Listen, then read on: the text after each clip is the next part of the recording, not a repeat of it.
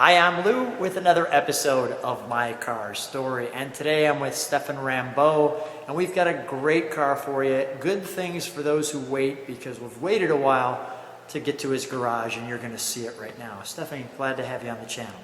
It's my pleasure, Lou. Thank you. What did we bring here today? So we have a 79 Aston Martin V8 Volante, a model that most people have not seen. They know DB5s and 6 and 4s, but this is a different look for an Aston Martin. It's a very sporty European muscle car type, very fun, so we can talk about it some more. Yeah, let's go and take a look at our Aston Martin muscle car. And this one, well, you'll see, it's quite the muscle car stance.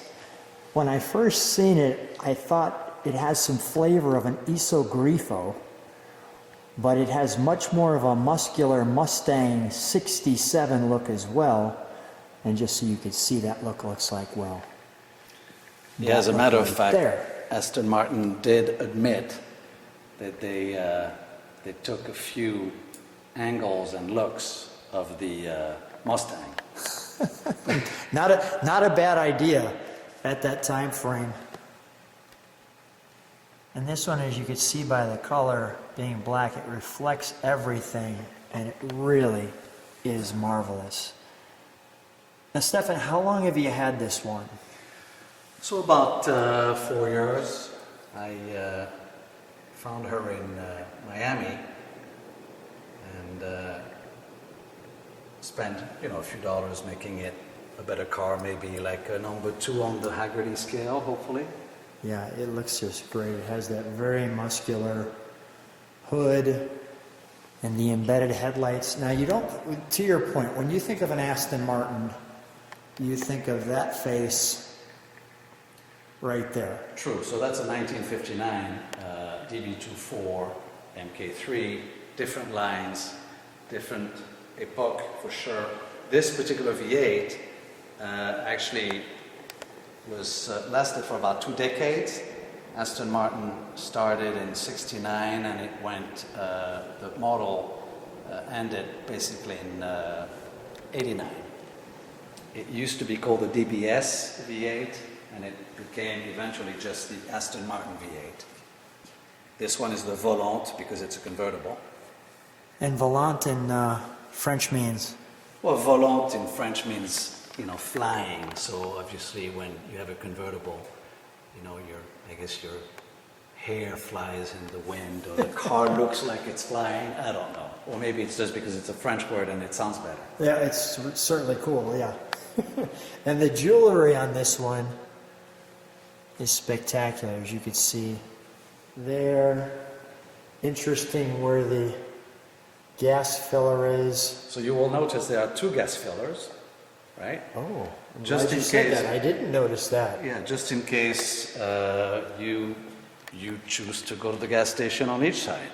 Of course, there's only 1 tank. Okay. But you can fill up the car on both sides. What's your reaction when you're driving this one? First of all, people wonder if it's maybe a Shelby or a Ford of some sort, and then they realize it's an Aston Martin. People just think it's a magnificent car, and it's true that I think it's beautiful. Yeah, it is absolutely stunning. Let's step back from it for just a moment before we go into the trunk and treats, which we do have some for you. And it looks very muscular from the rear as well, as you can see. Yeah, really has some styling cues that are just unbelievable. I like to try to find cars that, well, you just don't see every day, and well, this definitely fits it. There's 2 things about cars that I try to find for people. One is the, wow factor, which I think this car has, and then there's the what factor, like, what is that? And even like the lower piece there, I'll show that from the side a little bit. Very flat, even from, you can see our mufflers there, maybe that angle right there helps. Mm-hmm. And even so, the great flare, just the right amount of touch to come off that and keep those taillights. It has a little bit of Ferrari back into it. And I just love the badging, as there's the word Volante. It's the only place that I've seen it, maybe on the inside. We'll take a look at that. Let's open the trunk, shall we? Sure. Cool how that just flips open. So here's our trunk and treats. There was the Bond movie Yep. that this one was in. And let me show you, not much of a trunk, as you can see. That's just a regular brochure here. Yeah, because you got to remember, it's got a big top as well. It's a convertible. So Let me show this. yeah, so this is the equivalent of a Jaguar Heritage Certificate, except that it's from Aston Martin. Whereas They the do a beautiful job with the build sheet and the history of the car. right, so this is like a Marty report or a Galen Gouvier Right. type of report, and that's just a great promotional photograph there. And even look at how it comes in the nice booklet here. So I'm going to put that back, and we'll just show you this.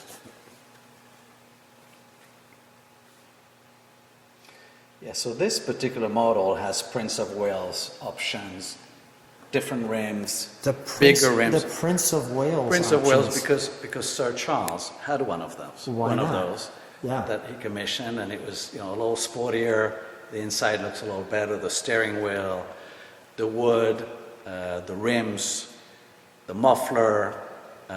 Just a variety of features. I'm sure I'm forgetting some, but Charles had one and loved it.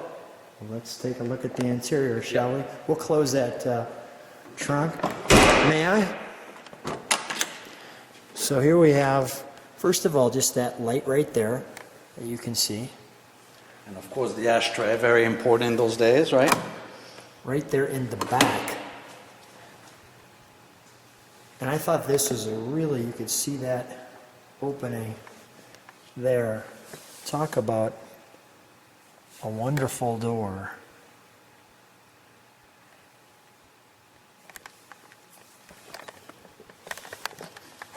The right amount of pedals. I want to get down there because you could see. And this one is a manual as well, it's more appealing to me. Being born and raised in France, I always enjoyed driving manual cars. But this one obviously comes as an automatic as well.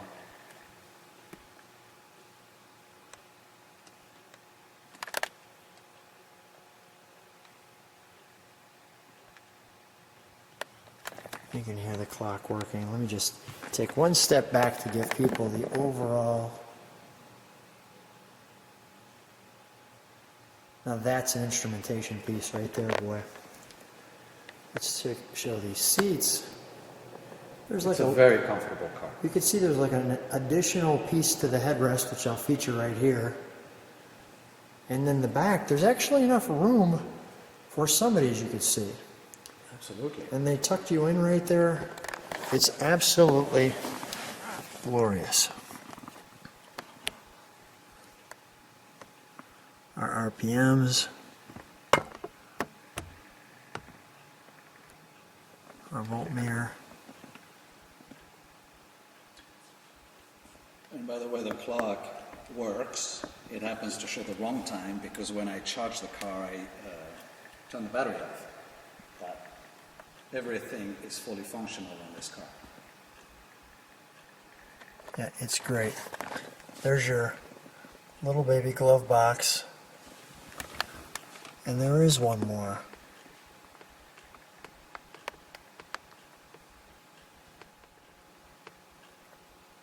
Get that just right there.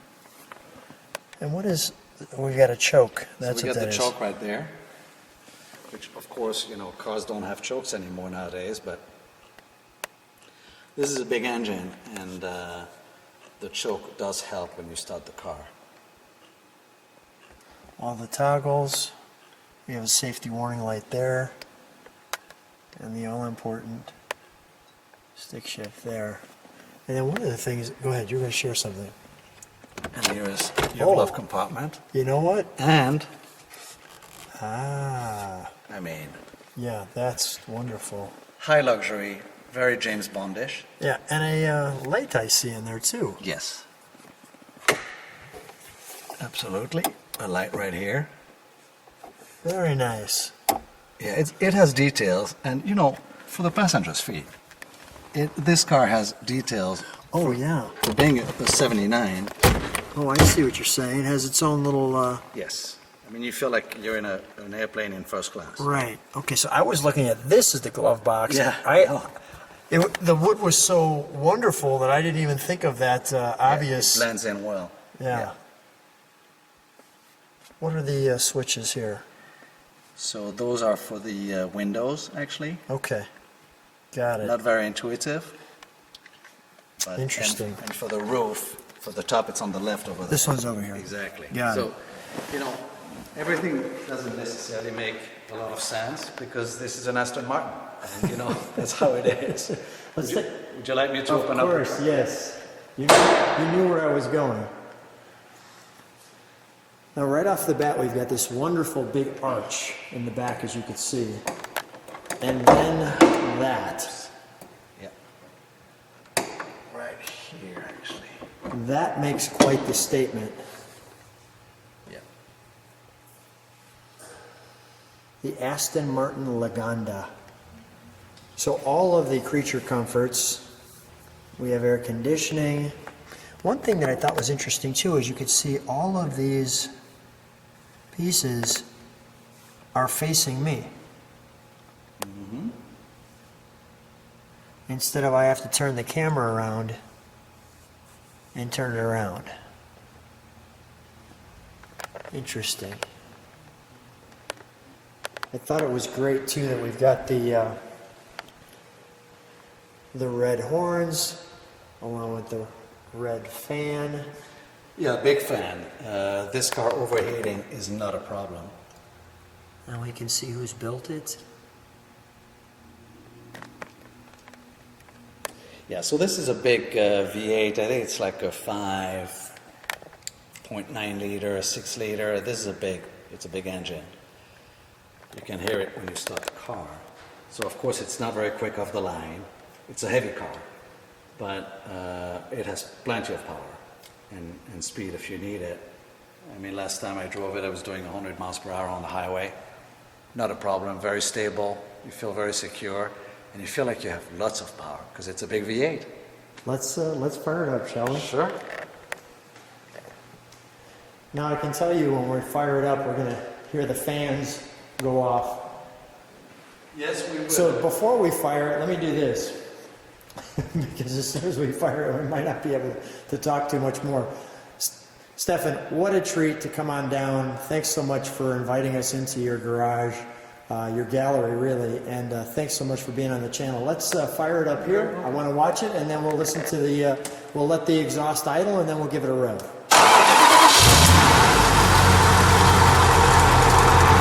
Wow, very throaty.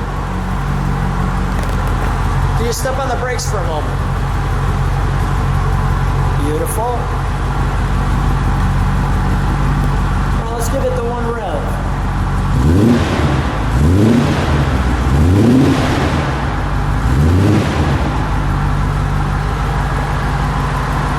We'll set it down. I'm sure the fans are gonna kick on any moment. You know, it still sounds so good. Doesn't it? Yeah, I just love driving it. There's the fans on cue. I know. Stephane, thank you so much. It was a pleasure.